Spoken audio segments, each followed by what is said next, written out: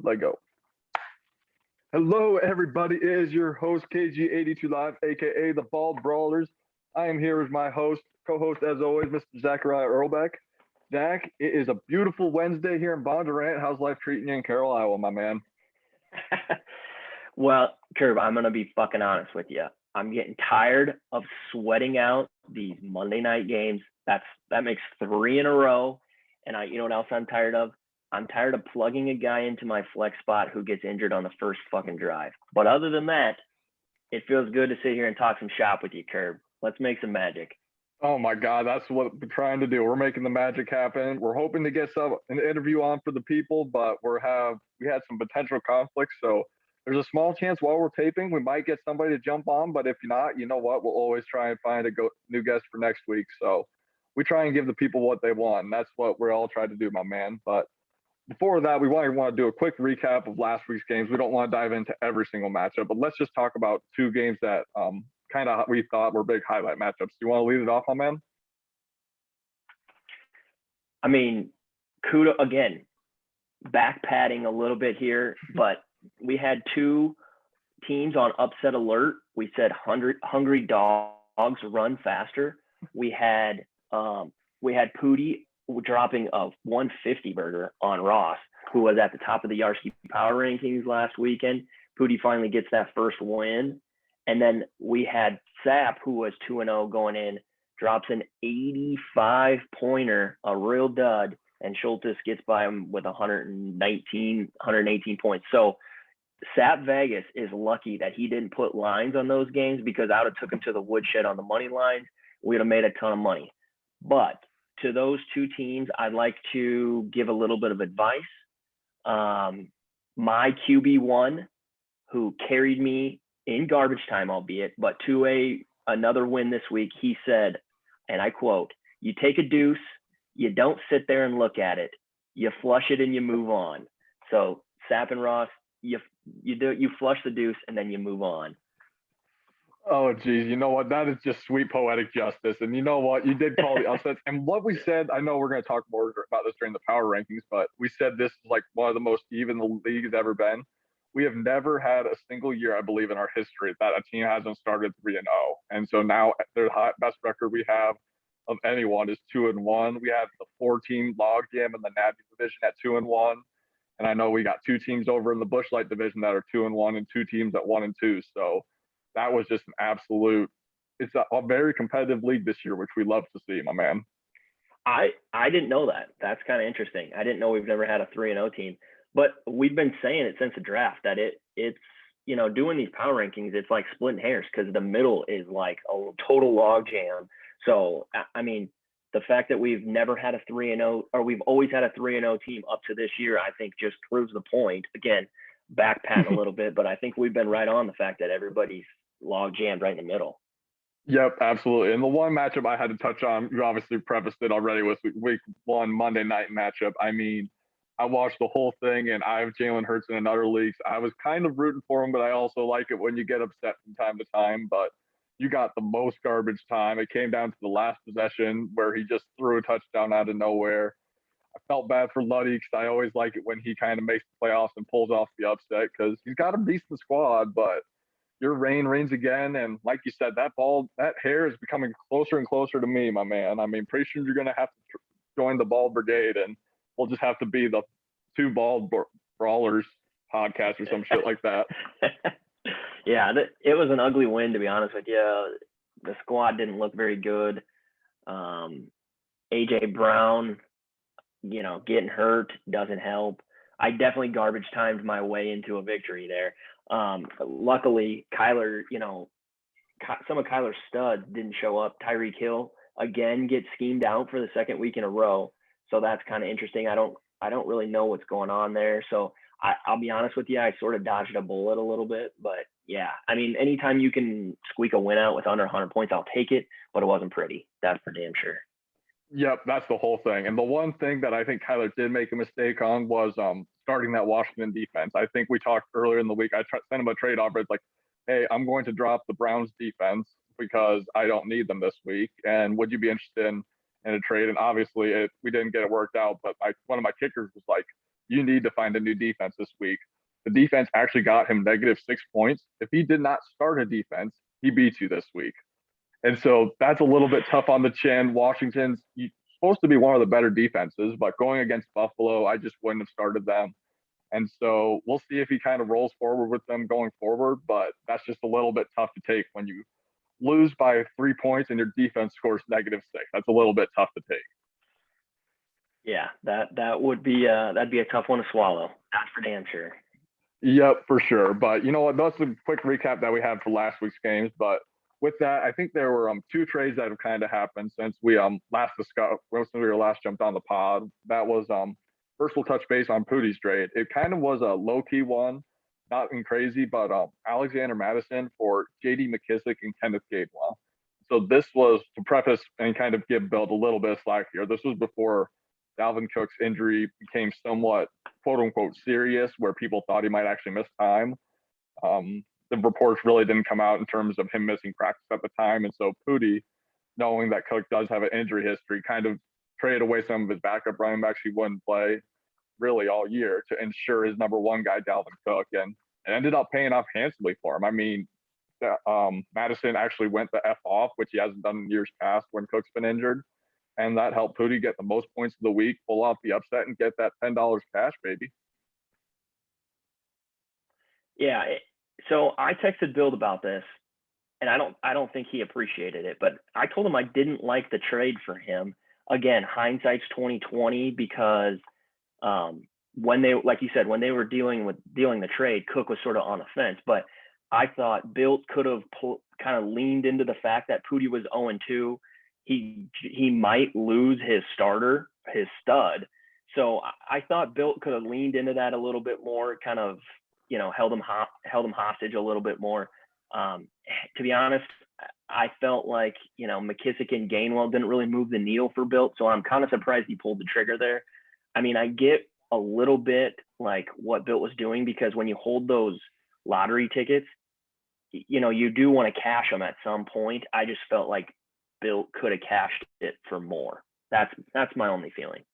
Yep, and I guess looking in terms of roster construction, he does have Miles Sanders, and we've seen with the CMC injury, obviously, that Jared now he has. I know we won't talk about much, but Jared getting Chuba, good job picking up the right guy, Jared. Kudos to you. But yeah, I think he got Gainwell is potentially insurance for Miles Sanders is one thing, and then when he got McKissick, he actually tried to trade him for Tony Pollard to ensure Ezekiel Elliott, but I just wasn't interested. So I get that side of it, but like you said, I think it's just interesting how to hold lottery tickets. When do you cash them? When do you deal them out? So it's all about how you want to play it. Yeah, and it's definitely a delicate dance, because in the end, we could look back and Madison could not play the rest of the year basically, and that could be like great value. So I don't know. I just, luckily for Bilt, it was a 1 week deal. Like, Cook, it seems like he's going to play this week, and Bilt scored like plenty. So he didn't need Madison in his lineup and didn't cost him a win. So in all, I don't think no harm, no foul, but I do think Bill could have got more, but like you said, hindsight's 2020. So I think the one thing that oh shit. Well, hopefully he gets camera up, but we'll just wrap that up and then we'll jump into our special guest Pootie here soon. There it is. Dad duty is it. But the one thing it did cost him, which will lead into our special guest here soon, it cost him the most points last week. Madison dropped a bunch of points and Pootie only outscored him by 7. So if Bill doesn't do that trade, all of a sudden he's the high scorer for the week, and he lost himself $10 of that $40 entry fee. But with that in mind, Mr. Taylor Pudens, welcome to the pod. How are we doing, good sir? I'm doing well. How about you guys? God, what? So longtime listener. We had you on a phone call, but first time appearing, right? Even when we were in Texas. He was on in Texas. I was on in Texas. Yeah. Okay. So not first time appearance. I was trying to think if you were on in Texas or not. So long time listener, second time appearance. I like That's it. right. That's right. Yeah, we were happy you were able to jump on. We know dad duties are a little bit different, so I try and work my schedule around the girl dad. So we appreciate that. Yeah, takes priority. But you know what? We might as well preface it because not everyone made it to the draft. How does it feel to be the fantasy football champion of the Yarsky League in the 2020 season, my man? It feels good, but there's a lot of pressure. There's definitely a target on my back, I feel like, this year. So, got a lot to prove yet. Can he repeat it? Well, and maybe that'll lead into the second question, because one thing we talked about is prior to last year, the joke was always, the meme of you sliding on the slip and slide into the Sacco playoffs, right? That was the joke, right? Never had made the Yarski playoffs. And then last year you go down and win the damn thing. So what changed from the previous years to last year that sort of made the difference? I would say more probably paying attention to it more and really kind of following along with what everybody else is doing and kind of try to replicate what you guys are doing, picking up people on waiver wire, doing some trades, really kind of paying attention, I guess. So, Curb, what I heard there was that the YarskCap is basically what won him the. That's right. That's right. Hey, you know what? We're trying to help people wherever we can, and we try to talk about like high positional backups and where you need to have those stronger backups, because injuries happen a shit ton of the year. So even though you might have a solid RB1 and RB2, it takes one Christian McCaffrey injury, and if you don't have a backup to do anything, your team is screwed for the next 2 weeks. So I got to ask Booty, obviously you got your first win last week. You promised me you'd come on the pod after you got the big win and you knocked off undefeated Roscoe. How are you feeling about your team? I know you're 1-2, but obviously scored most points last week. How do you feel about your team overall? Better now after week one. Week one looked pretty shaky with Gus going down. Didn't really have a clear running back two, so that was really concerning. But going into this week, obviously playing against a team like Ross's was very nerve-wracking to see, because you always got to figure you got to put at least 140 to beat up a team like Ross. So you're like, oh crap, somebody's gonna really have to go off. Luckily, he had a down week, but no. This week was very promising. So hopefully some of those trades really panned off. Well, and what I was saying is, I've sort of been gassing up Pootie's team since the draft. So to finally come through clutch, what'd you score last week, Pootie? 150, something like that? It was like, okay. Yeah, like 150, I think, around the dot. 151. So I was going to have to start walking back my pre-draft rankings a little bit, but thankfully you made me look like I know at least a little bit what I'm talking about there. At least for 1 week. Yeah. And the one last question I guess I kind of had, because I was looking back, like from time to time I'll look back on the draft and some of the things. And right now I think 2 years ago your pick, absolute MVP, was the Stephon Diggs, Josh Allen stack. This year your number one pick right now was taking Cooper Kupp, and you took him a little bit earlier than a lot of the fantasy experts, quote unquote experts, say. They took him above Robert Woods, which a majority of people wouldn't have done. So did you have any rationale behind taking Cooper Kupp over Robert Woods, or was it just a screw it, let's throw it at the dartboard and we'll see what sticks? Pretty much. Just, I don't know. I like Cooper. I think last year he kind of, was 2 years ago he tore his ACL. That sounds right. Last year he got hurt. 2 years ago he was the wide receiver 5 based upon a whole bunch of touchdowns. So I know 3 years ago he tore his ACL. Yeah. So I don't know. I guess luck of the draw, I guess. I just wanted him over Woods, and luckily he's paying it out pretty well. To me, that's the best pick of the draft, period, so far. I don't think there's any question that, because you got him in what, the 5th round or something like that? I think the one other pick that might rival it, but it's also hard because he hasn't had the ability to play him, would be Schultz taking Mike Williams, who he took Mike Williams, I think, in the 9th or 10th, but Schultz's wide receiver group is the only other group that actually rivals Pootie in terms of wide receiver talent on his overall roster. And he's the wide receiver 2 being drafted in the 10th round. But Cooper Kupp, I think, has the staying power. I think Mike Williams can get injured. Cooper Kupp is here to stay, and he's a top 5 receiver the rest of the way. Has Schultz played Mike Williams yet? No, his other receivers are like Mike Evans, Adam Thielen, and he's never played him, so he's never been able to see the fruits of the labor. But so for me, it's Kupp. For me, it's Kupp as the best. I know this is going to sound like a dick sucking deal because Pootie's on the pod, but fourth round. Was it 4th? Yeah, that seems to be the best pick of the draft.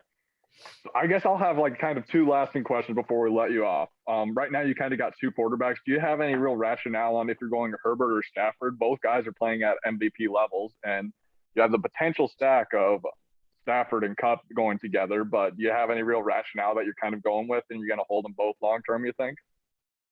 I will hold them long term. I think I'm going to go with whoever is forced to put up more points based off their opponent. So like this weekend, Stafford's got to go against the Cardinals. So I'm thinking Stafford this week because he's got to, try to score as many as Murray's going to do. I don't know whether that's going to pan out or not. I don't know. We'll see. Hey, it pulled off beautiful last weekend, right? And we've lost Zach, so that's beautiful.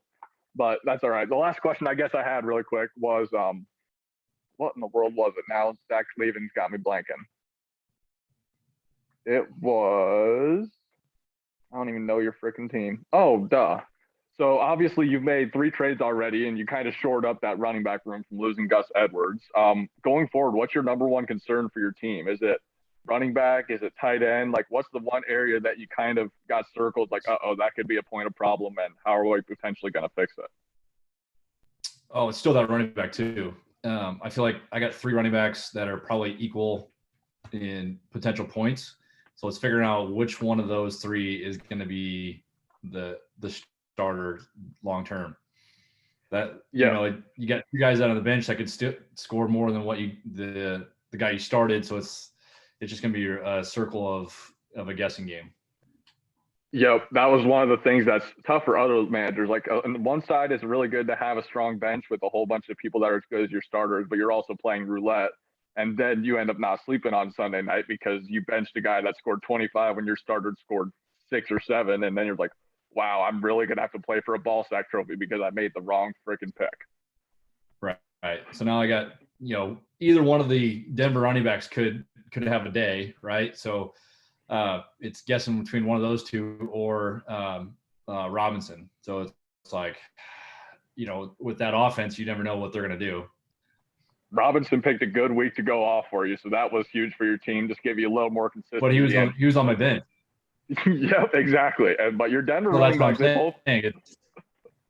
it's like, okay, is that offense going to finally figure itself out, or do I need to start one of the 2 Denver running backs? But then it's like, okay, was Williams going to get more carries than Gordon? But then Gordon's going to have a better.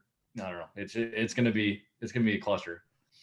You know what? That's the beauty of it all. I mean, someday, who knows? Maybe you just need to call Melvin Gorman and do another hit and run. I know he was in some shit for that legal matter that he almost got thrown in jail. So maybe you call some lawyers and some shit and try to fast track that shit. Zach, what would you have for last question for our guest, Pooty? No, I was just going to say, the nice part about it is you've got 3 stud receivers that you don't really have to think about it. And then, I mean, it does kind of fall into basically you've got 3 guys for 1 spot. It's not like you've got a couple guys for a couple spots where you kind of have to mix and match there. So I don't know if that's a good thing or bad thing. Look at the league and how many injuries are out there. No one's got a tradable running back. Mm-hmm. Yeah, they're really hard to come by. You look at everybody's running back 1 and 2. No one's going to give those guys up, and no one's got a bench guy. Out. Maybe Bill with Edwards or Sanders is about the only guy that has maybe a tradable running back. But other than that, there's nothing out there. It does feel like that top band of running backs that went early and then a big dumpster fire after that. It feels like it's like an absolute wasteland in the middle of there. So. And that's been a huge transition in a lot of football. I mean, a lot of those middle tier running backs end up sucking. So a lot of people transition away from drafting those shitty running backs that are all going to suck because why waste your high picks on them? You take those really stud wide receivers and all of a sudden you just think of your running back 2 more as your flex and you kind of just reallocate your positions around. So that's one way to think about it. And that's exactly what Pooty did this year. I mean, you went Dalvin Cook, then you went DK Metcalf, Calvin Ridley, Cooper Kupp. So it's like, that's exactly what you did. Yep. Yeah. So that works absolutely perfect. It doesn't really pan out now because I don't have a solid running back 2 because Gus went down. Yeah, but I mean, in hindsight, you just dropped 150 points because those 3 receivers went banana lands, and you've got how sustainable is is receivers going off like that though versus a running back? The thing is, receiver consistency is actually pretty decent. And the one thing you say how like your record's 1 and 2, but you also have the second most points in the league. And so even though you dropped 150, I mean, your other 2 weeks, you've dropped a total of 220 points. So you're averaging pretty dang good, 110 plus points every single week. So I think you just had bad luck. I think you might have the highest points allowed in the league. So that's showcasing from positive regression coming. Hopefully I get some easier weeks. Not very high spirits right now for a defending champion. Yeah, and that's why I didn't have you at the bottom of the power rankings last week. So, well, yeah. Go ahead, my man. Did you go through the trades yet? So we just touched based on the one trade that Pooty did last week. And I guess let's just hear your rationale. We talked about it really quick, but you want to hear kind of what your thoughts were on why you wanted to pull the trigger for that? I honestly didn't want to give up Hunt. I was very hesitant to trade Hunt for Gordon and Robinson. I don't know. I didn't want to do it, but I knew that I was getting more depth at that position. So I was like, it's hard not to take that chance. And then you look at what Hunt did last week, you're like, shit, did I just make a mistake? But James Robinson had a great week too. So that had to help you sleep. Had to help you sleep a little bit. So those two head for head, I wouldn't have loved it, but the fact you got Melvin Gordon, so in case one of the Denver running backs gets hurt, then all of a sudden you got your locked and loaded RB2. I think that was the kicker. It's like, okay, that puts it over the top. I kind of like that deal for you in the end. Yeah, and then obviously the trade was built to get Cook's backup was probably even a bigger trade than that one. Yes, absolutely. And even though you did a 2-for-1 trade, I was just going to jump in and say you did a 2-for-1 trade, but then like you just picked up a player, Tyler Higbee, you started at tight end. So really you traded 2 backup running backs for the Cook handcuff and Tyler Higbee, who you started at tight end, who had a good game. So that was a huge win for your team. And Higbee looks like he could be a pretty decent tight end for Stafford. And so hopefully that continues. Yep, absolutely. Zach, I don't know. Do you have any last comments that you want to say to Pooty and before we kind of jump into the rest of the pod? No, like I said, thank you for dropping a huge number last week so that justifying my having you high in the rankings, make me look like I know what I'm talking about a little bit. I was third to last. Well, I have a feeling you were 0-2 last going in, weren't you? Yeah, I was. I thought for sure 0-3 going against Ross's team. Hey, you'll take the wins wherever you get them, man. So we'll jump into the rest of the pod. I don't know if you want to stay on and kind of give your input. I think we're going to touch base on me and Ross's trade and jump into the power rankings. If you want to stay on, you're more than welcome. Otherwise, you can listen tomorrow, man. It's up to you. I'll stick on. Oh, that's what we like to hear. All right, Zach. So I think we wanted to touch base on the last trade that we most recently completed. I jumped in the trade action, baby. Let's go. Yeah, welcome to the club. Do you want to give a quick review of what the trade was and what your initial thoughts were, and then I'll kind of give my rationale behind it? So it was Jonathan Taylor for Elijah Mitchell and Trey Sermon, the 2 San Francisco running backs right now. You know, my feeling on it is that you got the best player, Jonathan Taylor. He's kind of been off to a slow start, to say the least. Hopefully, because I think he's got some better matchups coming up. I think they play like the Jaguars or something coming up a bunch. So I think there'll be, greener grass ahead. The nice part about it for you is you don't have to deal with the murky backfield in San Francisco. It just looks like a mess. Shanahan is hard to trust with who he's going to start and stuff. So to be honest, probably the biggest thing for you is just getting rid of that stress and not having to worry about that murky backfield anymore. Yeah, that was a huge part because my team, like right now, I have Michael Thomas and Jerry Jeudy that are taking up 2 slots that aren't going to be available until probably week 6. And then also the San Francisco running backs are another 2. So all of a sudden, my bench had 4 players that I really couldn't use. Elijah Mitchell very well could come back and be the bell cow. And if he showed up like he did week 1, that's absolutely huge for Ross, because the San Francisco running back, if you get the right one, is a top 10 running back. The whole thing is, do you have the right one? And so I just sent him a message because I know he wasn't crazy about Jonathan Taylor when we drafted, because he had his eye on Aaron Jones.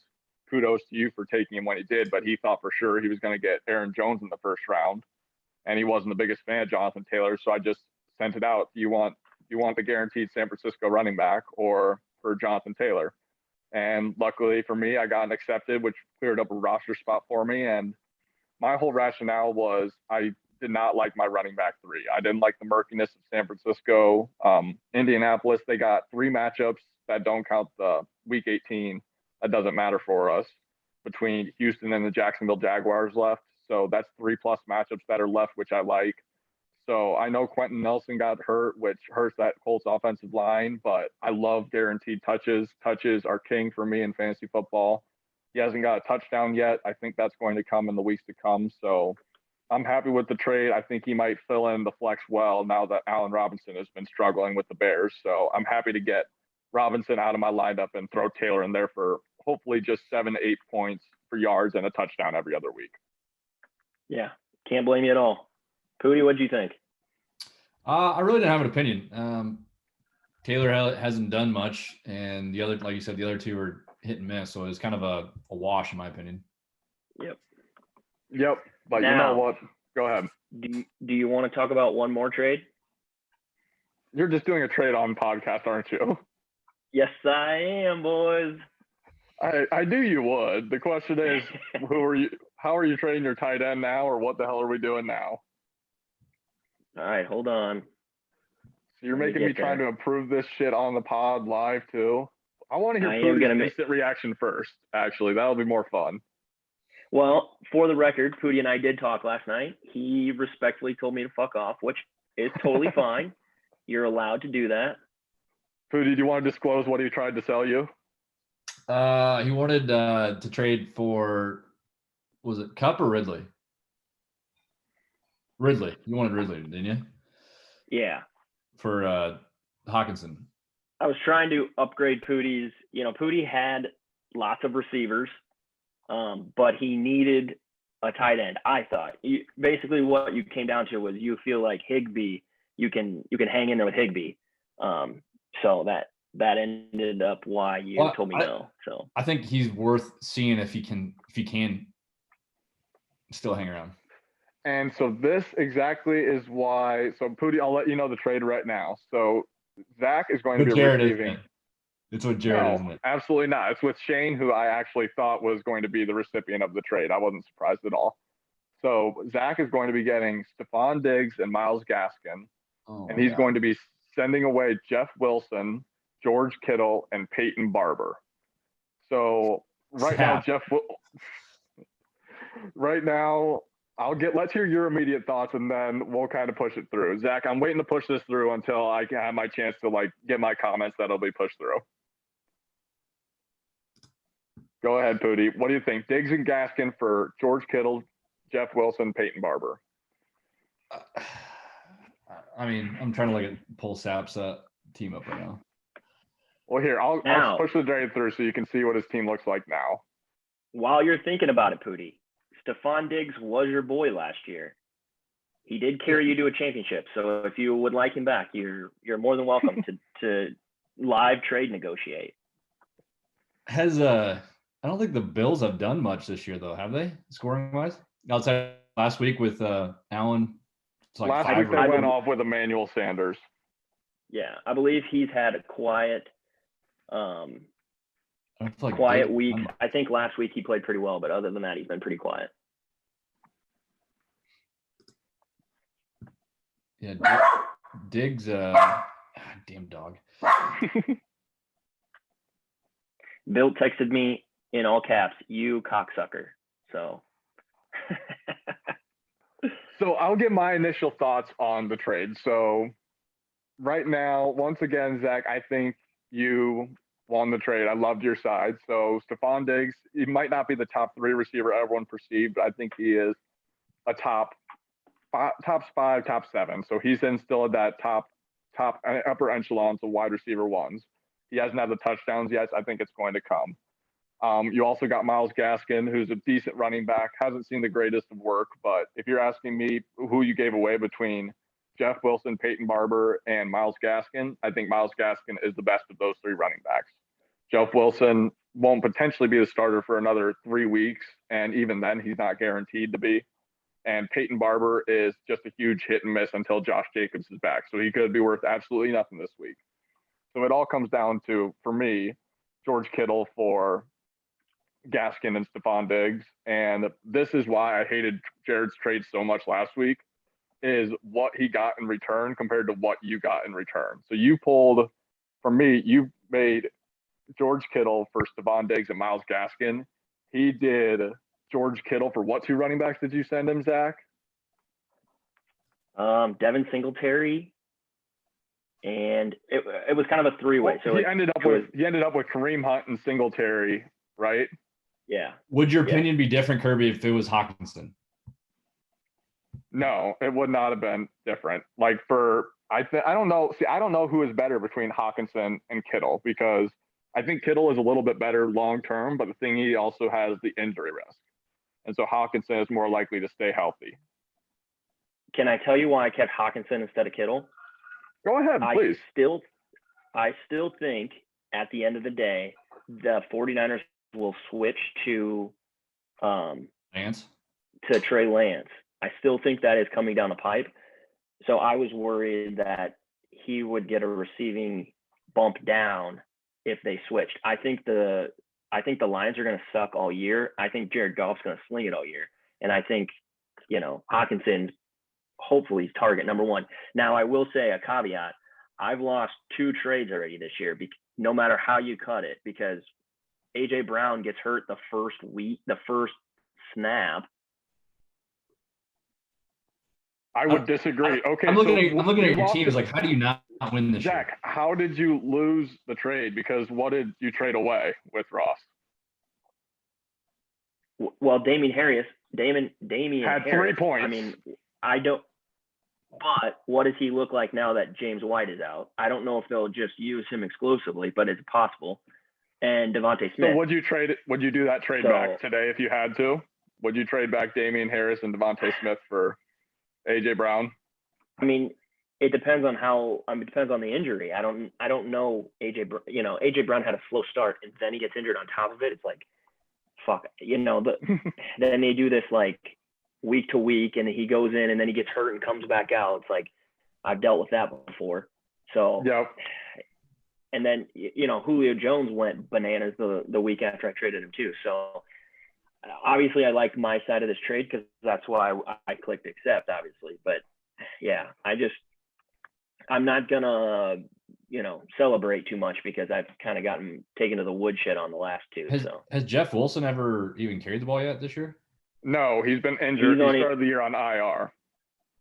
Yeah, he's on injured reserve right now. So, I think that's another possibility. Go ahead. So I guess I'll just do a quick recap of it. I think that's why I think the main reason that you want to trade is how much advantage you took of Jared last week with the value of Hawkinson. Kittle. Like, he undersold the value of Kittle.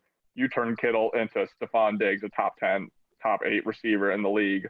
He turned it into 2 running backs that are outside the top 20 week in and week out. So that's where the real value comes from. I think you still won the trade today, but I also kind of see it from Sapp's side, where receivers are easier to come by than tight ends. And if Sapp's solely looking to get out of the Sacco, having an elite tight end does show him a point of difference between other teams.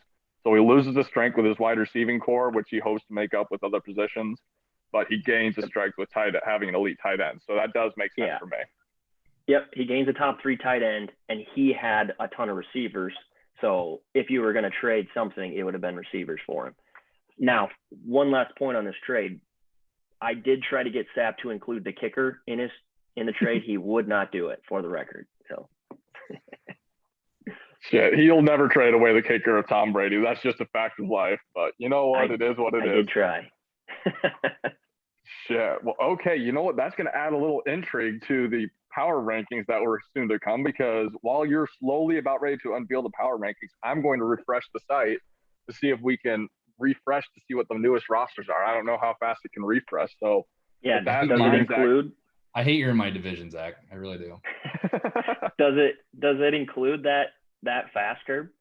I can refresh it. So you know what we're going to do? We're going to share my screen really quick. Just do solely the power rankings of Zachariah Earlbeck. Oh, let me do one thing actually first. I want to get the Fantasy Pros one off so no one gets influenced by it.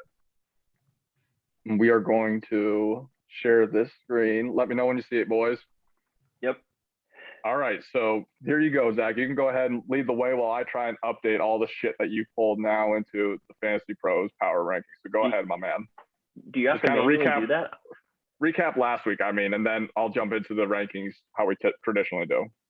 Okay, so again, that we're basically going to try to visually show you what last week's power rankings were, and then going, how that changed to this ranking.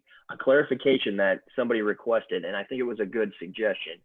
So for our power rankings, what we're trying to say is basically how we think these teams will finish at the end of it. So basically that dark bar, those teams below that are the teams that I think won't make the YarskCap playoffs.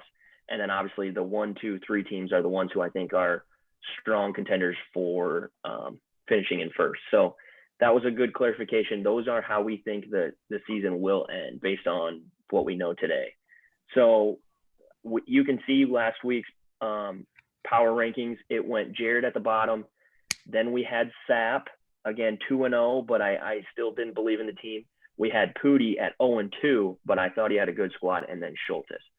So this week, a little shakeup, but not at the bottom. I've got Jared at the 10 slot. He's the only 0-3 team. He loses CMC, and now they're talking about Julio dealing with something. So tough start to the year for Jared, but luckily he gets another year this year. There's 17 weeks, so not time to paint it quite yet.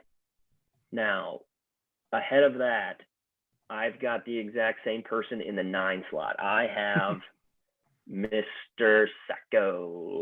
Saparoo. I mean, after you drop 85 points, I see no reason to move him any higher. He's got the second fewest overall points scored on the year, so I think I'm comfortable with where he's at right there. The number 8 spot, and this is probably the biggest faller. He's kind of been dealing with injuries, and Tyreek's oddly been held in check there. So I don't know how that goes. Obviously, Tyreek can win you a week, but I've got Luddy in the 8 spot at 1-2. And then at the number 7 spot, again, a guy who I just can't quite figure out what to do with. I've got Schultes. Again, outside looking in, and it's not so much about Schultes' team as it is about the guy who I think climbed out of the bottom.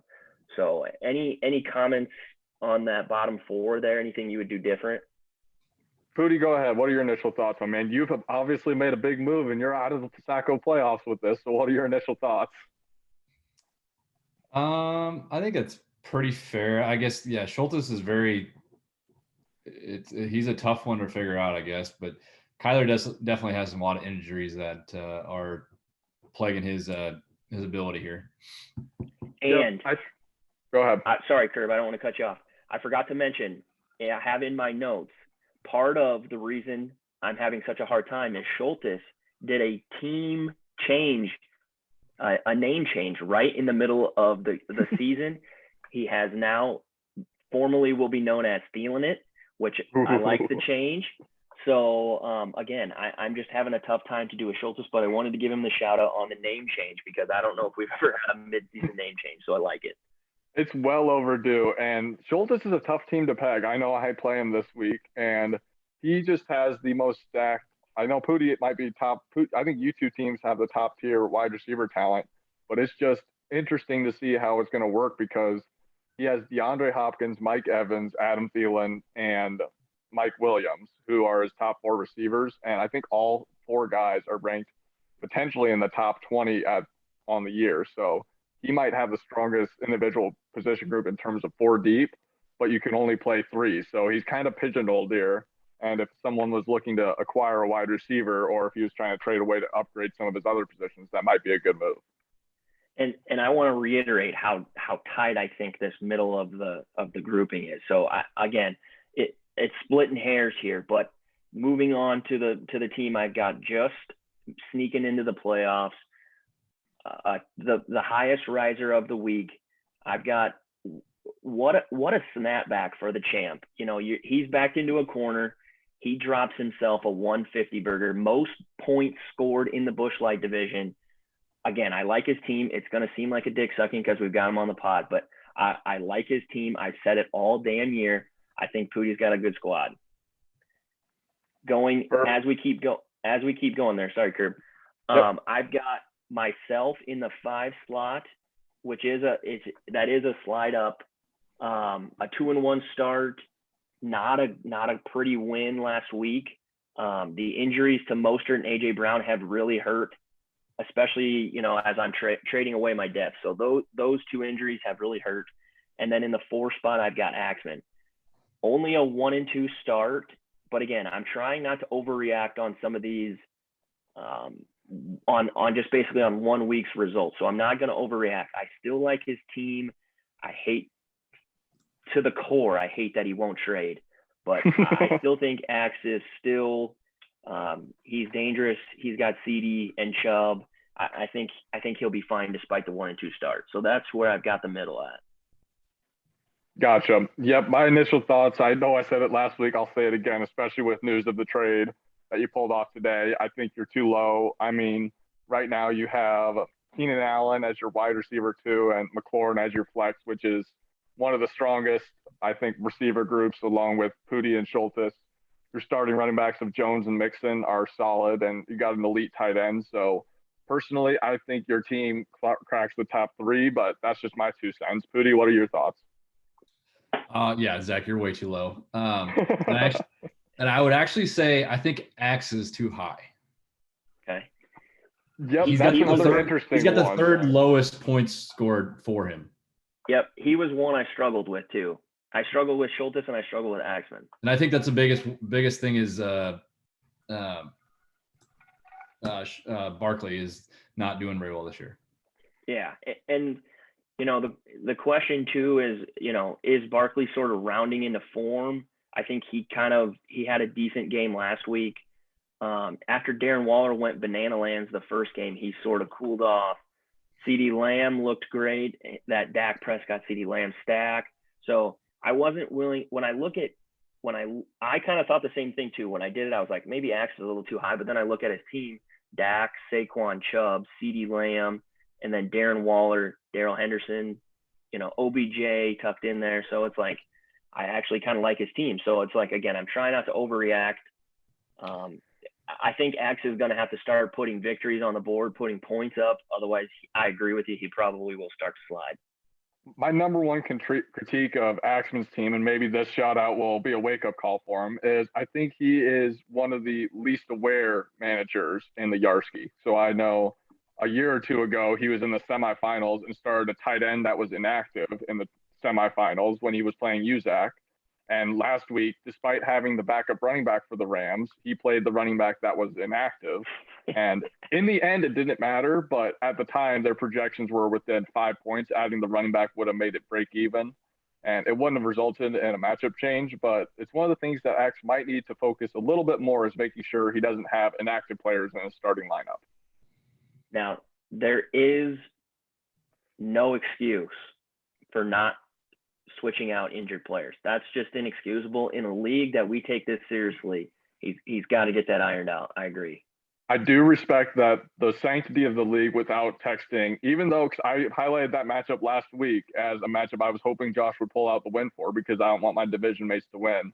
I did not text him, and I appreciate the sanctity of the league too much to ever tell someone they're not starting a player. That's on the owner, but you know what? Maybe this will be a wake-up call for Action. He can at least set a reminder at 11:30 and at 3 o'clock on Sundays. Check your lineup. Make sure you have starters playing. If you have a guy that's questionable, have a contingency plan. So if you have a guy that's questionable on Sunday at 3 o'clock, make sure you have another player you can put into there. If he's a running back and you have him in there, move in your flex. So you have the flexibility of starting either running back or wide receiver in that 3 o'clock or later slot.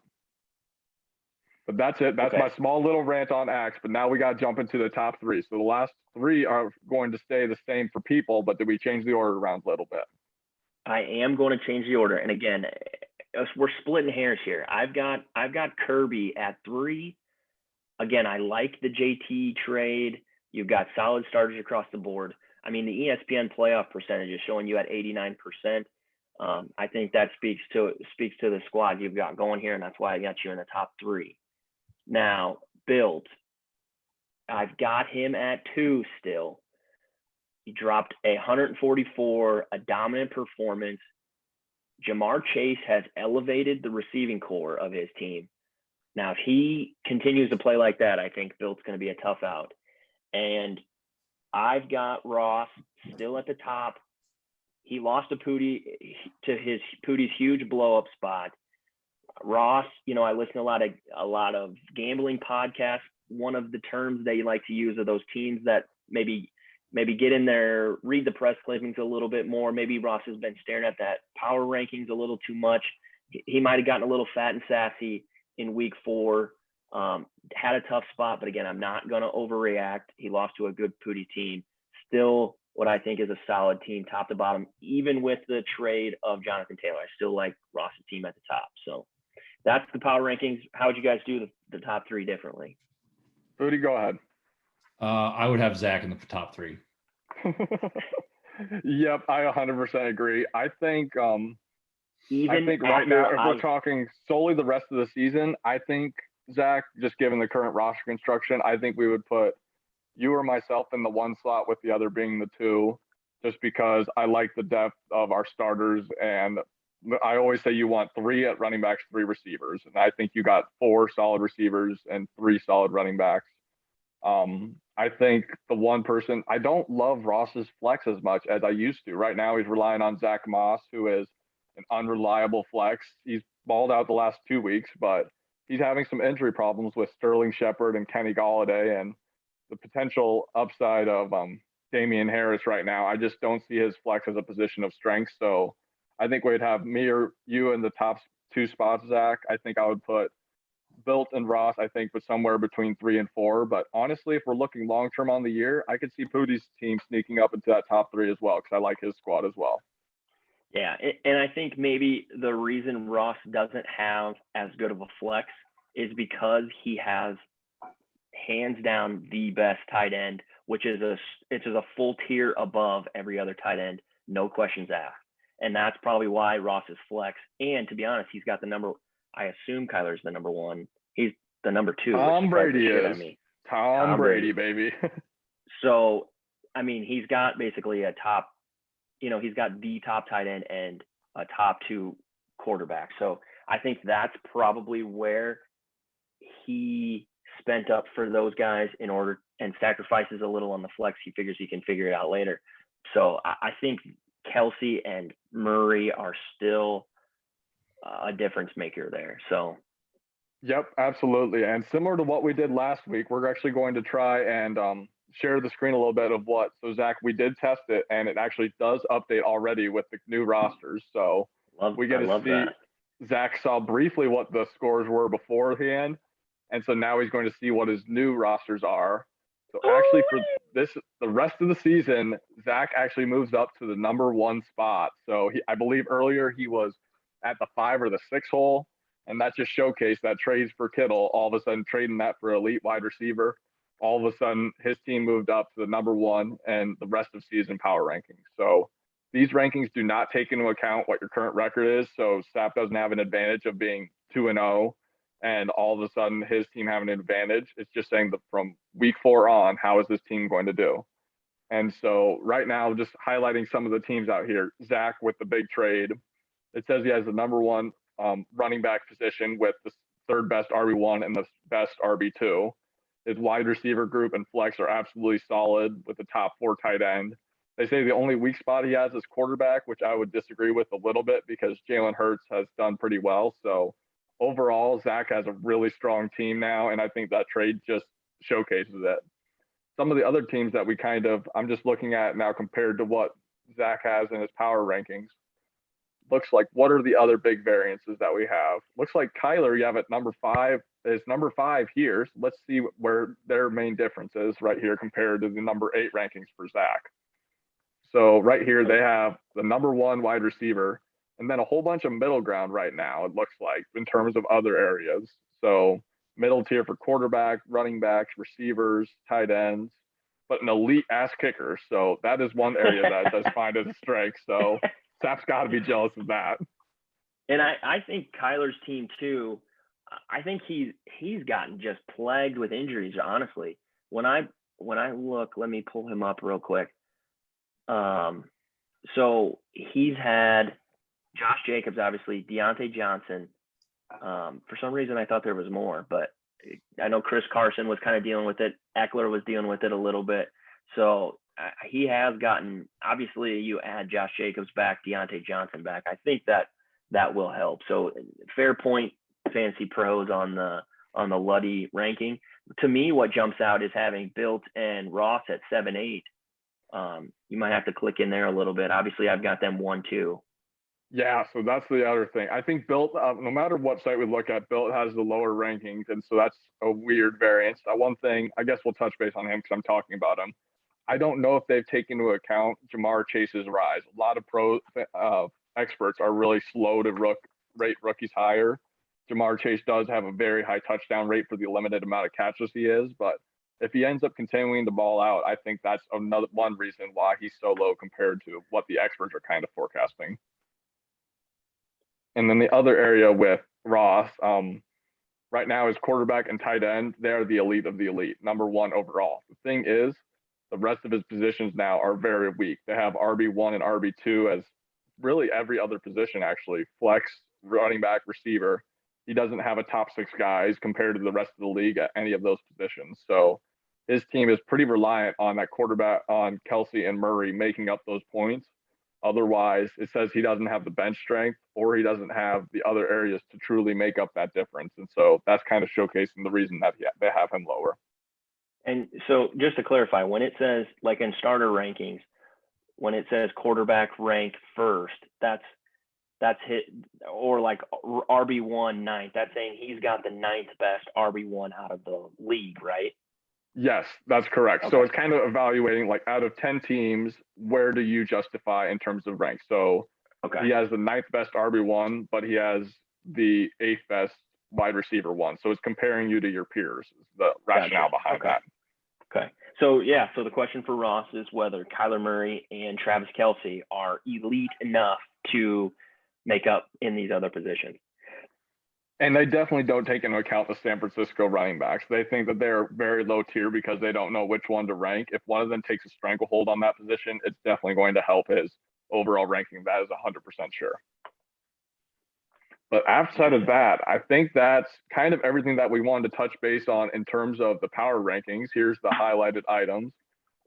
Last thing that we have really is just some of the big matchups that we had next week. Zach, do you have any big matchups that you're looking for? The Hungry Dog runs faster twice last week. So you got any matchups that you're eyeing down? For me, I'm going to the Sap and the Built matchup. They're both 2-1, and Built is about to play Tom Brady against Sap. It's kind of like Tom Brady in real life going back to Foxborough. So I think, what Built is doing by playing Tom Brady is just downright disrespectful, and I love every second of it. So I'm expecting absolute fireworks on both the fantasy points and the chat. I am fully expecting 100% Valentino to finally peek his little turtle head out. I think we're going to get full Valentino this week. That's my prediction. And the number 1 matchup that I'm looking at right now is a battle of the 2 teams that are 1-2, because if between Pooty and Josh, if you fall to 1-3, I know it's a little bit longer season, but that is a bigger hole to climb out of, and getting to 2-2 feels a lot different than 1-3. So I'm intrigued to see what Pootie's going to end up going with his RB2. Is he going to stick with the Thursday night game and trust Robinson against Cincinnati? Everywhere else in his team is pretty much locked and loaded. That Bills defense has been absolutely phenomenal this year. And then the question for Josh will be, will he actually start somebody in his flex, or will he, out of solidarity for certain people in this league that are always injured, are they just going to not play them? So, you know what? It'll be an interesting matchup. I can't wait to see what's going to happen next week in that matchup. Pootie, is there anyone next week that you really care about, or you just want to wrap it up, my man? I'm trying to look at the schedule right here. What about Kyler and Ross? What do we got in Kyler and Ross? Go ahead. One thing quick on Pootie's matchup. Now that we've sort of talked about that RB2 carousel that Pootie's dealing with, I think I'm going to look every single week to see, what route he went, and we'll have to look back and see if that paid off, because, obviously the start-sit decisions are a huge part of what sort of gets you victory. So it will be interesting to see who he goes with, not only this week but going forward. So that will be a big determining factor in how Pootie does the rest of the year. I am intrigued to see how Kyler and Ross shapes up. It's the first trade after Ross did the trade with me, obviously. We'll see how the San Francisco running back situation pans out. And I'm curious to see what Kyler does with the defense. Does he roll with Washington again against Atlanta, who struggled this year? But it'll be very interesting. And one last thing I guess I'm going to do, let's see if I can try to share the screen one last time to kind of highlight these matchups that we're talking about. We can actually adjust this to just the week 4 rankings on how the teams look, right? So right now it actually has Kyler as the second strongest team in week 2. So even though he's 1-2 and Ross is 2-1, there's actually an advantage right there for Kyler. So that is the big matchup lead right there. In terms of Zach's matchup, they have them neck and neck, with Shane actually having the lead over Bill. So that is going to be a very good matchup. We talk a bunch of crap about Sap, but they're giving Sap a little bit of an edge. So that'll be interesting to see how it goes. So we can drill this down all the way just to the week 4. So if you want to have an idea of where they think your team stacks up, here you go. And that's about everything. Zach, you want me to dive into anyone else here, or should we wrap it up for the people? No, I like being able to look at this. This is basically matchup data. So basically, like, Sap's got the number one. Go back to Sap. So they're saying basically Sap's got the number 1 quarterback on the week, right? Yes, that's my understanding. Cool. So I think this will add to our peek ahead look at next week's matchups. We can maybe add a little bit more to that. I like that. Good find, Kurt. Yep, absolutely. So the 2 matchups we highlighted were Shane and Bilt right here, right next to each other, and didn't even know this, but we got Pootie right there, or Josh right here, and Pootie right there between 3 and 5, but they're separated by 1 point overall. So it's going to be 2 very close matchups, and we'll see which way they come, because they're very pivotal matchups, I think, for both teams. I mean, and, look at teams 2 through 9.